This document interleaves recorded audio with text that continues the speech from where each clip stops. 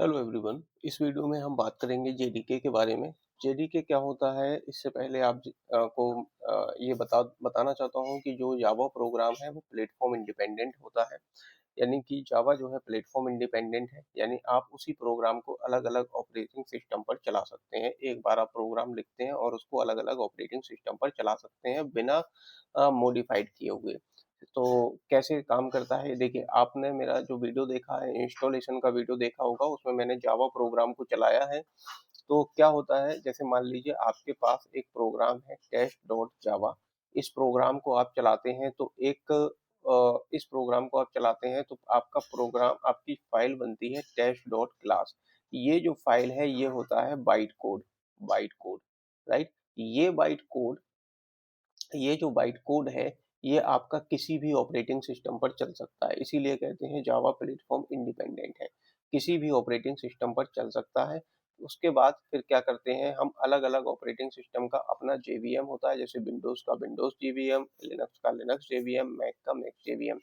फिर जेवीएम की हेल्प से हम क्या करते हैं, इसको हम जेवीएम की हेल्प से क्या करते हैं, जेवीएम की हेल्प से हम इसको मशीन कोड में कन्वर्ट करते हैं। क्या करते हैं, मशीन कोड में कन्वर्ट करते हैं, ठीक है, राइट। सो हमने कैसे रन किया था, हमने जावा सी की हेल्प से, ठीक है। जावा सी एक कंपाइलर होता है। चलिए अभी ये छोड़ दीजिए, हम जेडीके के अंदर इसको कवर कर लेंगे। तो हमने क्या समझा कि आपका जो जावा है वो प्लेटफॉर्म इंडिपेंडेंट होता है। क्यों? क्योंकि जावा की फाइल है वो आप मशीन को बाइट कोड में कन्वर्ट करते हैं, और ये बाइट कोड आप अलग अलग ऑपरेटिंग सिस्टम पर चला चला सकते हैं, राइट। सो देखिए यहाँ पर हम बात करते हैं जेडीके के बारे में। जेडीके का फुल फॉर्म होता है जावा डेवलपमेंट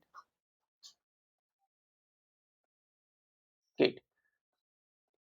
जावा को जब हमने इंस्टॉल किया था तो हमने सबसे पहले जावा डेवलपमेंट किट को जो है डाउनलोड किया था, डाउनलोड करके उसको इंस्टॉल किया था, राइट। सो ये क्यों जरूरी है, देखिए जेडीके के अंदर होते हैं कुछ टूल्स, प्लस आपका जेआरई, राइट। और जेआरई के अंदर आपका होता है जेवीएम, ठीक है। जेडीके बेसिकली क्यों जरूरी होता है, देखिए जावा प्रोग्राम को कंपाइल करने के लिए ये जरूरी होता है। एप्लीकेशन को डेवलप करने के लिए ये जरूरी होता है। और डीबगिंग और पैकेजिंग टूल्स के लिए ये जरूरी होता है, एंड पैकेजिंग टूल्स के लिए ये जरूरी होता है, ठीक है।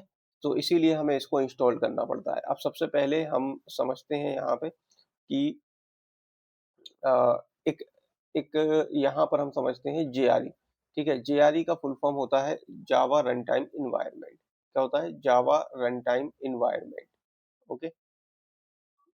इसके अंदर होता है आपका जेवीएम। इसके अंदर इसका स्ट्रक्चर थोड़ा हम समझ लेते हैं जेडीके का। जेडीके का जो स्ट्रक्चर है, तो जेडीके के अंदर मिलेगा आपको क्या, जेआरई, ठीक है। और जेआरई के अंदर मिलेगा आपको जेवीएम, ओके। और जेडीके के अंदर आपको डेवलपमेंट टूल्स मिलेंगे, डेवलपमेंट टूल्स। वो डेवलपमेंट टूल्स क्या होंगे, जावा सी, ठीक है, जावा, ठीक है, जावा डॉक एंड जावा, ठीक है। सो जेवीएम क्या करता है, जेवीएम क्या करता है, जेवीएम देखो, सबसे पहले जब आप प्रोग्राम बनाते हो तो आप क्या करते हो, उस प्रोग्राम को कंपाइल करते हो जावा सी की हेल्प से। वो कंपाइल आपका क्या करता है, जावा फाइल को टेस्ट, जैसे टेस्ट डॉट जावा फाइल को कन्वर्ट कर देता है किसमें, टेस्ट डॉट बाइट कोड में, यानी टेस्ट डॉट क्लास फाइल में कन्वर्ट कर देता है, यानी बाइट कोड में कन्वर्ट कर देता है। उसके बाद जो जेवीएम, फिर उस बाइट कोड को आप क्या करते हो, बाइट कोड को फिर आप चलाते हो जेवीएम की हेल्प से, Java virtual machine, Java virtual machine, right. इसकी हेल्प से आप चलाते हो जावा वर्चुअल मशीन, राइट। सो जावा वर्चुअल मशीन की हेल्प से आप क्या करते हो, उस बाइट कोड को कन्वर्ट करते हो मशीन कोड में, ओके, ओके।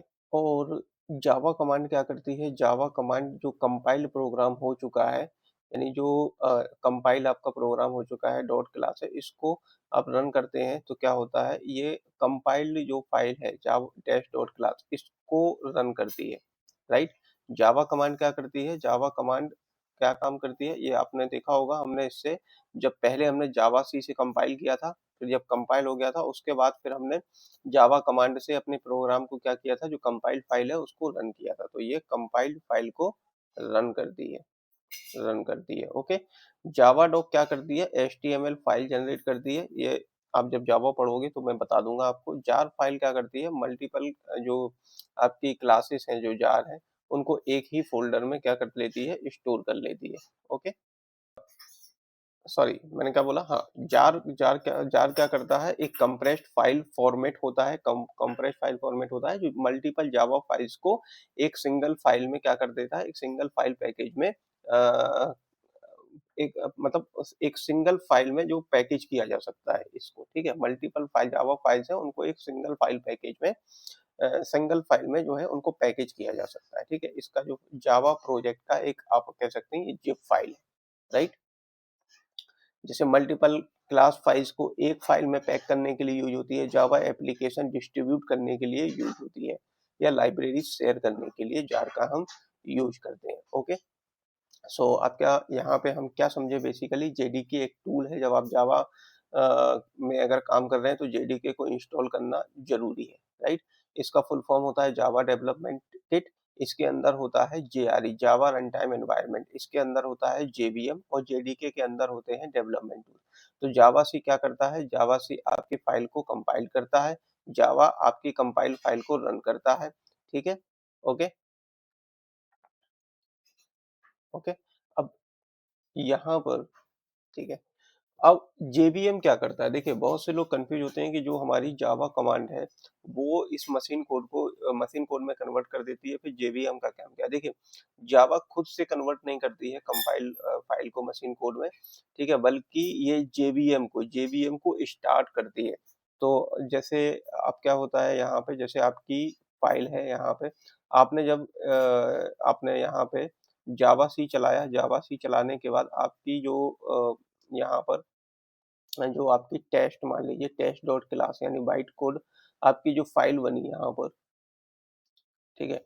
तो इसके बाद आप क्या करते हैं, जावा कमांड चलाते हैं, ठीक है। आप इसके बाद क्या करते हैं, जावा कमांड चलाते हैं इस तरीके से, ठीक है। तो ये क्या करता है, जब आप जावा कमांड चलाते हैं ना तो ये जेवीएम को स्टार्ट करता है, जावा वर्चुअल मशीन।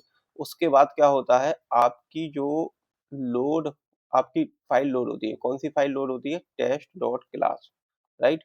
उसके बाद क्या होता है कि ये जो टेस्ट डॉट क्लास यानी ये जो बाइट कोड है, ये बाइट कोड है ना, बाइट कोड कन्वर्ट होता है आपका किसमें, मशीन कोड में, मशीन कोड में, राइट। उसके बाद आपका प्रोग्राम एग्जीक्यूट होता है, एग्जीक्यूट, राइट।